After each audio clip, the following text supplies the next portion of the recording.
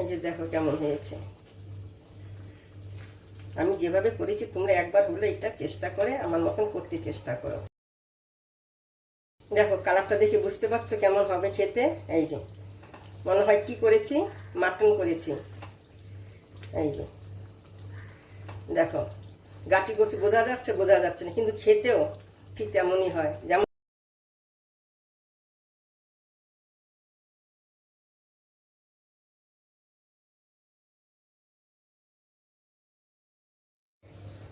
আমি নুন দিয়েছি, নুন দিয়ে এই গাটি কচুগুলোকে আমি সিদ্ধ করে নিচ্ছি। জলটা গরম হয়েছে, এটাকে আমি একটু সিদ্ধ করে নেব। এখন আমি কি করছি, এটাকে ঢেকে দিচ্ছি সিদ্ধ হওয়ার জন্য। এই যে আমি কচুগুলোকে গাটি কচুকে সিদ্ধ করে আমি এইভাবে ছুলে নিয়েছি। এখন আমি এই যে গাটি কচুগুলোকে এই যে এইটা দিয়ে, এটা কিন্তু জলে ভিজিয়ে নিয়েছি, ভিজিয়ে নিয়ে আমি এখন এটাকে হাত দিয়ে ধরে নিয়েছি। এটা স্লিপারি হয়ে যাচ্ছে না, এটা কচু তো স্লিপারি। এইভাবে হালকা একটু চাপ দেবো, এই যে একটু যেন ফেটে ফেটে যায়। এই যে সব কটাকে আমি এরকম হালকা চাপ দিয়েছি, হালকা ফেটে ফেটে গেছে। এই যে দেখো, এই যে এইভাবে আমি সব কটাকে আমি এইভাবে করে নেব। আর অতিরিক্ত বেশি জোরে চাপ দিলে এরকম ভেঙে যাবে, ভেঙে গেলেও কিছু হবে না।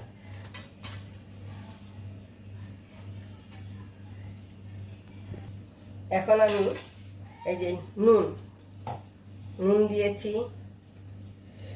একটু হলুদ গুঁড়ো দিয়েছি, আর হলো ঝাল লঙ্কার গুঁড়ো,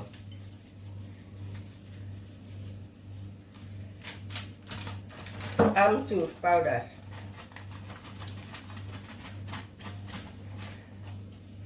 দিয়ে একটু জল ছিটিয়ে দেব। আমি জল ছিটিয়ে দিয়ে আমি এটাকে মেখে নিচ্ছি।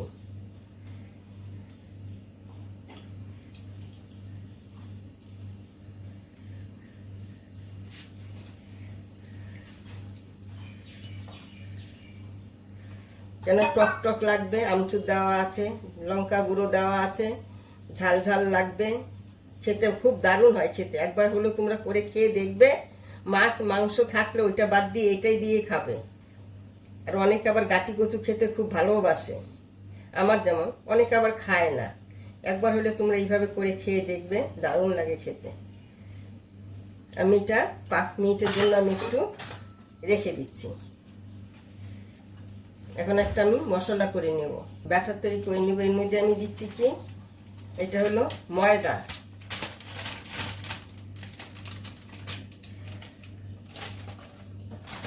আর দিচ্ছি আমি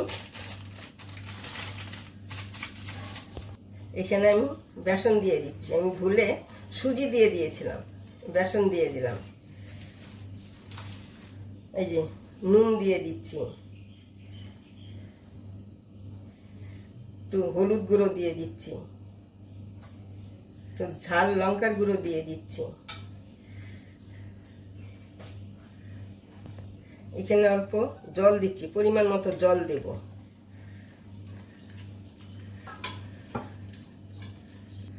এখন এই যে এক একটা করে নেব, এইভাবে মেখে নিয়ে আমি এখন তেলে ছেড়ে দিচ্ছি। তেলটা আমার গরম হয়েছে। এখন একটা একটা করে আমি সব কটাকে আমি বেশি তেলে না, অল্প তেলে যেমন দিয়েছি অল্প তেলে ভেজে নেব।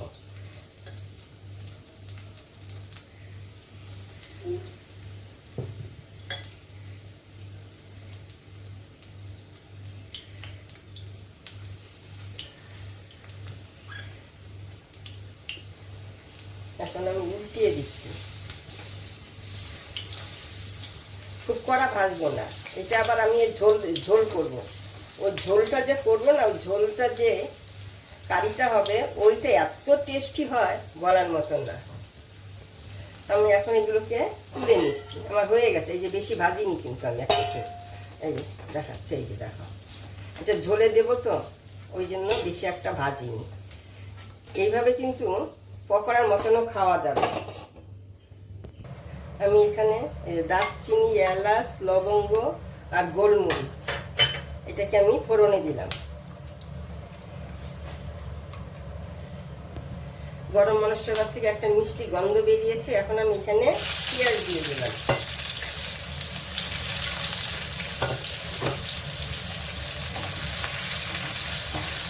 এখন এখানে আমি একটা পেঁয়াজকে মাঝখানে চিড়ে দিয়ে দিলাম। দেখো পেঁয়াজটা হালকা ভেজেছি, আমি বেশি ভাজিনি, তাহলে পেঁয়াজটা না সিদ্ধ হবে না, গলে যাবে না, শক্ত শক্ত থাকবে।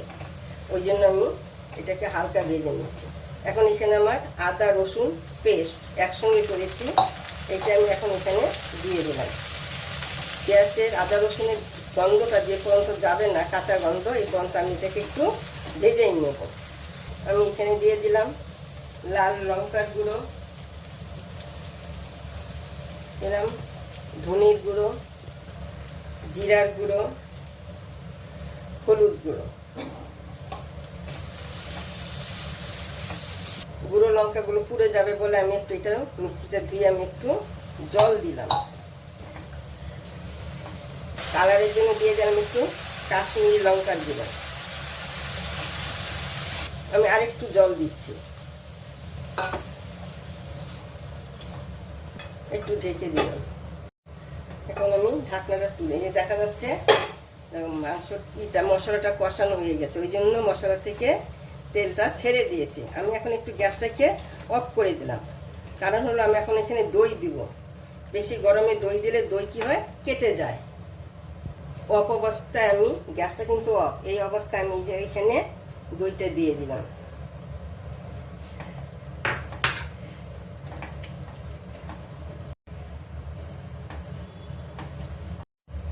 এখন আমি গ্যাসটাকে ধরিয়ে দিয়েছি, একদম লো ফ্লেমে আমি এটাকে কষিয়ে নেব, নইলে দইটা কেটে যাবে। একটু গরম হোক, তারপরে আমি একটু মিডিয়াম হিটে আমি রান্না করব, হাই হিটে করব না। এখন আমি পরিমাণ মতন নুন দিয়ে দিচ্ছি।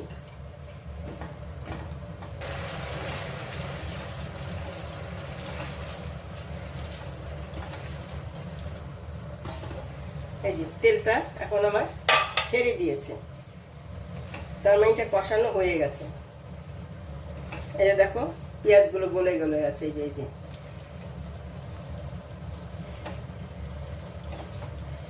এখন এখানে আমি গরম জল দেব, ঠান্ডা জল। যে কোনো জিনিসে রান্না করতে গেলে একটু গরম জল দেবে, ওর টেস্টটাই আলাদা হয়।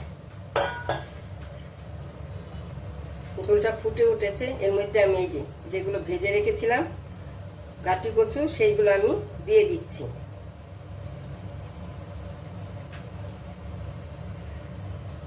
সব কটা গাটি কচু আমি দিয়ে দিলাম। এখন কি করব, এই যে দুটো তিনটা কাঁচা লঙ্কা আমি দিয়ে দিচ্ছি, একটু চিড়ে, মাঝখানে হালকা একটু চিড়ে দিয়েছি। এখন আমি আবার একটু ঢেকে দিই।